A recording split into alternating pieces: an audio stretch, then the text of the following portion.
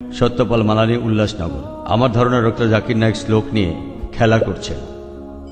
উনি শুধু শ্লোক নিয়ে খেলা করছেন। ইসলাম এই পৃথিবীর মানুষকে ভাগ করেছে দুই ভাগে, একটা হলো মুমিন, আরেকটা হলো কাফির। অবশ্যই আমরা ইসলাম ধর্মের এই কথাগুলো বিশ্বাস করি না, মানতেও পারি না। তাই ইসলাম ধর্ম যেভাবে আমাদের উপর সর্বজনের ভ্রাতৃত্বকে চাপিয়ে দিচ্ছে, সেটা আসলে কখনোই সম্ভব না। ইসলাম মানুষের মধ্যে শুধু বিভেদ তৈরি করে। তাদের মধ্যেও আছে শিয়া, সুন্নি, এছাড়াও ইসলামে আরো 70টা গোত্র আছে। হ্যাঁ, আমি আমার প্রশ্ন করছি, ইসলাম এটা দিতে পারবে না। পৃথিবীতে একমাত্র হিন্দু ধর্মই আমাদের সর্বজনীন ভ্রাতৃত্ব উপহার দিতে পারবে। একাম সত্তা বিপ্রবাহুদা ভদান্তি, একটু আগে আপনি বললেন। ইসলাম এটা কোনোভাবেই মানে না। গরু হত্যা করছে, কাফির হত্যা করছে, তাদের সম্পত্তি কেড়ে নিচ্ছে, লুট, নারী নির্যাতন।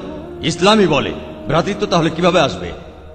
আপনার মুখে ভ্রাতৃত্বের কথা আসলে শুধু শ্লোক নিয়ে খেলা করা। আপনি আসলে হিন্দু ধর্ম বলতে গিয়ে ইসলাম ধর্ম বলে ফেলেছেন। ভাই, আপনি বেশ কিছু মন্তব্য করেছেন। আর ইসলাম বলে ইন্নাল্লাহ মাস-সাবিরিন, নিশ্চয়ই আল্লাহ তাদের সঙ্গে আছেন যারা ধৈর্যশীল। ভ্রাতৃত্ব বজায় রাখতে গেলে আপনাকে ধৈর্যশীল হতে হবে। ধৈর্যশীল যদি আমরা না হই, তাহলে ভাইয়ের সাথে ভাইয়ের যুদ্ধ লেগে যাবে। ইসলাম বলছে সূরা আল বাকারার 153 নম্বর আয়াতে আছে, ইন্নাল্লাহ মাস-সাবিরিন, নিশ্চয়ই আল্লাহ ধৈর্যশীলদের সঙ্গে আছেন। আর ভ্রাতৃত্ব বজায় রাখতে চাইলে ধৈর্যশীল হতে হবে। আর আমি এখানে উপস্থিত গুরুজনদের শ্রদ্ধা করি। তিনি হয়তো হিন্দু ধর্ম সম্পর্কে ভালো জানেন, তবে দুঃখিত যে আমি তার সঙ্গে একমত নই। ইসলাম সম্পর্কে তার জ্ঞান কিছুটা কম। আর ওনার সাথে আমি একমত যে ইসলাম ধর্মে মানুষকে দুই ভাগে ভাগ করা হয়। একটা হলো যারা বিশ্বাসী মুমিন, আরেক দল হলো কাফির, উনি যেভাবে বললেন। আর প্রত্যেক ধর্মেই দুই প্রকার মানুষ আছে, এমনকি হিন্দু ধর্মেও হিন্দু আর অহিন্দু। খ্রিস্টান ধর্মে খ্রিস্টান আর অখ্রিস্টান, ইহুদি ধর্মে ইহুদি আর নন ইহুদি, ইসলামে মুসলমান আর অমুসলমান। তাহলে ইসলাম আলাদা হলো কি করে? আর আমি এখানে হিন্দু ধর্মের সমালোচনা করব না, আমি সমালোচনা করব না। কিন্তু আজকের এই লেকচারে আমি হিন্দু ধর্ম নিয়ে কথা বলবো, কারণ আমি বিভিন্ন ধর্মের একজন ছাত্র হিসাবে আমি বেদ পড়েছি, আমি উপনিষদ পড়েছি। তবে এখানে ছোট্ট একটা মন্তব্য করি। হিন্দু ধর্মগ্রন্থ বেদে আছে যে এই মানুষ জাতি সৃষ্টি হয়েছে সর্বশক্তিমান ঈশ্বরের 4টি অংশ থেকে। তার মাথা থেকে এসেছে ব্রাহ্মণ, বুক থেকে এসেছে ক্ষত্রিয়, আর উরু থেকে বৈশ্যরা ব্যবসায়ী জাত, আর পা থেকে শূদ্ররা বর্ণপ্রথা। আমি এটা নিয়ে মন্তব্য করতে আসিনি, আমি এটা চাই না। আমি চাই না হিন্দু ভাইদের মনে আঘাত দিতে। ইসলাম ধর্ম এটার অনুমতি দেয় না। আমি এসব নিয়ে মন্তব্য করছি না, কোনো ধর্মের সমালোচনা করছি না, আমি কারো সমালোচনা করছি না। আমি কথা বলছি না যে কোনো ধর্ম ভুল। তবে আপনি যদি ভালোভাবে বেদ পড়ে থাকেন, আপনি এখানে সবাইকে বলতে পারেন বেদে কথা বলে কিনা যে স্রষ্টার মাথা থেকে ব্রাহ্মণ এসেছে, তার বুক থেকে ক্ষত্রিয়রা এসেছে, উরু থেকে এসেছে বৈশ্যরা ব্যবসায়ী জাত, বিদ্বান গোত্র, যোদ্ধা গোত্র, ব্যবসায়ী গোত্র, শূদ্র। শূদ্ররা হলো সবচেয়ে নিম্নবর্ণের। আর ডক্টর আম্বেদকর এটা নিয়ে বই লিখেছেন। আমি সব খুলে বলছি না। হিন্দু ধর্ম আমি ভালোভাবে পড়েছি। আমি হিন্দু ধর্মের অনেক কিছু শ্রদ্ধা করি, বেশ কিছুর ব্যাপারে একমত নয়, এটা আমাকে আপনি বলতে বাধ্য করলেন। পবিত্র কোরআনে সূরা আনামের 108 নম্বর আয়াতে আছে, তাহাদিগকে গালি দিও না আল্লাহকে ছাড়িয়ে তাহারা যাহাদিগকে ডাকে, কেননা অজ্ঞানতাবশত তাহারা গালি দিবে আল্লাহ সুবহানাহু ওয়া তাআলাকে। এখানে আমি হিন্দু ধর্মের ভালো দিকগুলো নিয়ে বলেছি। কথাটা হলো তারা এক ঈশ্বরের ধারণায় বিশ্বাস করে। আপনার প্রশ্নের ব্যাপারে বলি যে আপনি বলেছেন মুসলিমরা তারা মানুষ খুন করে, এছাড়াও তারা হত্যা করে। আপনি বললেন গরু, ঠিক আপনি কথা বলেছেন। এই সবগুলো অভিযোগের উত্তর দেওয়া দরকার, সময় এখানে কম, কয়েকটার উত্তর দিচ্ছি। অন্য কেউ প্রশ্ন করেন, আপনাদের সবার ভুল ধারণাগুলো আমি ভেঙে দেব, আমারও ভালো লাগবে। আর ভুল ধারণাগুলো ভাঙিয়ে দিলেই তারা ইসলামকে ভালোভাবে বুঝতে পারবে। এজন্য আমার লেকচারে সবসময় একটা প্রশ্নোত্তর পর্ব থাকে। আর আমরাও বলি, যখন কেউ সমালোচনা করে আমারও ভালো লাগে। যত বেশি সমালোচনা হবে তত বেশি বোঝাতে পারবো, তত ভালো করে ইসলামকে বুঝতে পারবেন। আমিও সেটাই করি। ইসলামও বলে সত্যকে ছড়িয়ে দিতে। হিকমার সাথে পবিত্র কোরআনে সূরা নেহালের 125 নম্বর আয়াতে আছে, উদু ইলা সাবিলি রাব্বিকা বিল হিকমা ওয়াল মাউযিতিল হাসনা ওয়াজাদিলুম বিল্লাতি। মানুষকে প্রতিপালকের পথে আহ্বান করো হিকমত আর সদুপদেশ দ্বারা। আর উহাদের সহিত তর্ক করিবে সবচেয়ে উত্তম পন্থায়। যখন বলা হয় আমরা আমিষ খেতে পারবো কিনা, গরু ছাগল কোরবানি দেয় ইত্যাদি, আর অনেক অমুসলিমই বলবে মুসলমান আপনারা সবাই নিষ্ঠুর মানুষ, প্রাণী হত্যা করেন। ভাই আপনাদের আমি বলি, একজন মুসলমান খুব ভালো মুসলমান হতে পারে, এমনকি যদি সে পুরোপুরি ভেজিটেরিয়ান হয়। এটা বলা হয়নি যে আপনাকে অবশ্যই ভেজিটেরিয়ান হতে হবে ভালো মুসলিম হতে গেলে, কিন্তু পবিত্র কোরআনে অনেকবারই বলা হয়েছে যখন তুমি মাংস খেতে পারো তখন মাংস খাবে না কেন। পবিত্র কোরআনে সূরা মাইদার 1 নম্বর আয়াতে উল্লেখ আছে, বলা হয়েছে যে ইয়া আইয়ুহাল্লাযিনা আমানু, হে মুমিনগণ তোমাদের অঙ্গীকার পূর্ণ করিবে, আর তোমাদের জন্য কিছু চতুষ্পদ প্রাণীকে হালাল করা হইয়াছে আর কিছু প্রাণী হারাম। পবিত্র কোরআনে সূরা নাহলের 5 নম্বর আয়াতে উল্লেখ আছে যে আল্লাহ চতুষ্পদ জন্তু সৃষ্টি করিয়াছেন যাহাতে তোমরা শীত নিবারণ করিতে পারো, এবং উহাতে বহু উপকার রহিয়াছে এবং উহা হইতে তোমরা আহার করিয়া থাকো। পবিত্র কোরআনে সূরা মুমিনুনের 21 নম্বর আয়াতে উল্লেখ আছে তোমরা চতুষ্পদের মাংস আহার করতে পারো। আমরা জানি যে আমিষে, এখানে অনেক ডাক্তার আছেন, আমি একজন মেডিকেল ডাক্তার, এতে অনেক প্রোটিন আছে, প্রচুর আয়রন আছে, আর এগুলো খুবই সুস্বাদু।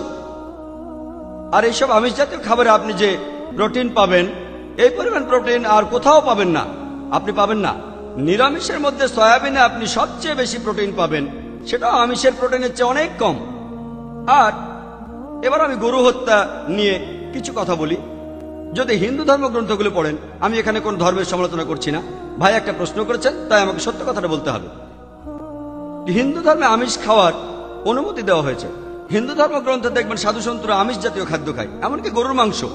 পরবর্তীতে অন্যান্য বেশ কিছু ধর্মের প্রভাবে, যেমন ধরুন জৈন ধর্ম ইত্যাদি, মানুষের উপর অহিংসার দর্শনের প্রভাব এসে পড়ল, তারা প্রাণী হত্যা বাদ দিল, তারা এই দর্শনটাকে তাদের জীবনধারায় যোগ করল। তবে ইসলাম ধর্ম প্রাণীদের অধিকারের কথা বলে থাকে। শুধু প্রাণীদের অধিকার নিয়ে আমি একটা লেকচার দিতে পারি। পবিত্র কোরআনে আছে পশুর উপর বেশি বোঝা চাপিও না, তাদের প্রতি সদয় হও, তাদের খাদ্য দাও, কিন্তু প্রয়োজনে তোমরা তাদের মাংস খাইতে পারো। আর যদি আপনি অন্যান্য ধর্মগুলো ভালোভাবে দেখেন, অনেকে আমিষ খেতে বারণ করেছে। এই দর্শনের ভিত্তিটা হলো এই যে আপনি প্রাণী হত্যা করবেন না, কারণ তাদের জীবন আছে, সে কারণে আমিষ খাওয়াটা অন্যায়। আমি এর সাথে একমত। যদি কোনো মানুষ এই পৃথিবীতে মানুষ হত্যা না করে থাকে, সেখানে আমিই থাকবো সবার উপরে।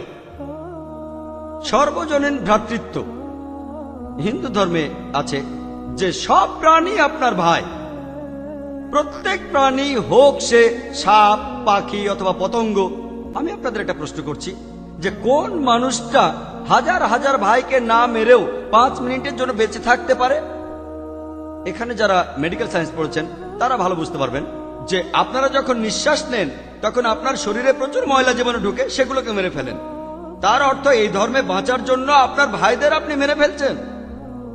ইসলামের সর্বজনীন ভ্রাতৃত্ব বলে মানুষ জাতির প্রত্যেকেই আপনার ভাই।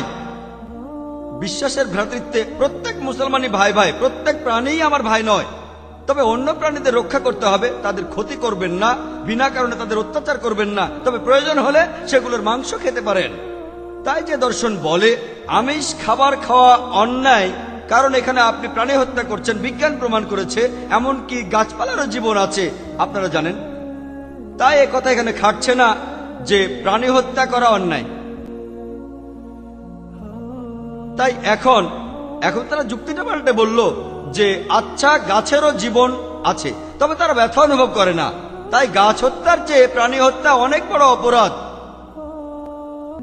আর আজকের দিনে বিজ্ঞান উন্নত হয়েছে, আমরা জানি গাছও ব্যথা অনুভব করে, এমনকি গাছও কাঁদতে পারে, গাছেরও ভালো লাগতে পারে। তাই গাছ ব্যথা অনুভব করে না এটা টিকলো না। এখানে ব্যাপারটা হলো যে গাছের কান্না মানুষ শুনতে পায় না, কারণ মানুষ কানে যে শব্দ শোনে সেটা সীমা 20 সাইকেল পার সেকেন্ড থেকে 20,000 সাইকেল পার সেকেন্ড। এই সীমার মধ্যে কিছু হলে মানুষ সেটা শুনতে পায়, এই সীমার নিচে বা উপরে মানুষ কিছু শুনতে পায় না। যেমন ধরুন কেউ যদি ডগ হুইসেল বাজায়, ডগ হুইসেল চেনেন, যেটাকে বলে সাইলেন্ট ডগ হুইসেল। যখন কেউ এই হুইসেল বাজায়, এটা সীমা হচ্ছে 20,000 সাইকেল পার সেকেন্ডের উপরে, 40,000 সাইকেল পার সেকেন্ডের নিচে। কুকুর 40,000 সাইকেল পার সেকেন্ড পর্যন্ত শুনতে পায়। তাই কেউ যদি হুইসেল বাজায়, কুকুর হুইসেলটা শুনতে পারে কিন্তু মানুষ শুনতে পায় না, এটাকে বলা হয় সাইলেন্ট ডগ হুইসেল। একইভাবে গাছপালার যে কান্নাকাটি আমরা মানুষরা কিছুই শুনতে পায় না, তবে গাছও কাঁদে, তারাও ব্যথা অনুভব করে। আমাদের একজন ভাই বললেন, যিনি বিষয়টা নিয়ে বেশ তর্ক করছিলেন, আর আমাকে বললেন, ভাই জাকির, আপনার কথা আমি মেনে নিলাম যে গাছপালারও জীবন আছে, তারাও ব্যথা অনুভব করে, তবে আপনি কি জানেন যে গাছের দুটো ইন্দ্রিয় কম আছে, তাদের 3টা ইন্দ্রিয় আছে, পশু পাখির ইন্দ্রিয় আছে 5টি। তাই গাছপালা হত্যার চেয়ে পশু হত্যা করা অনেক বড় অন্যায়। আমি তাকে বললাম যে ভাই, ধরুন আপনার একজন ছোট ভাই আছে, সে ছোটবেলা থেকে বোবা আর কালা, দুটো ইন্দ্রিয় কম, সে বড় হওয়ার পরে কেউ একজন তাকে খুন করে ফেললো, আপনি কি বিচারককে বলবেন, ও মাই লর্ড, এই খুনিকে কম শাস্তি দিন কারণ আমার ভাইয়ের দুটো ইন্দ্রিয় কম ছিল? এই কথাই বলবেন? আপনি বলবেন, ও মাই লর্ড, তাকে দ্বিগুণ শাস্তি দিন কারণ সে একজন নিষ্পাপ মানুষকে হত্যা করেছে।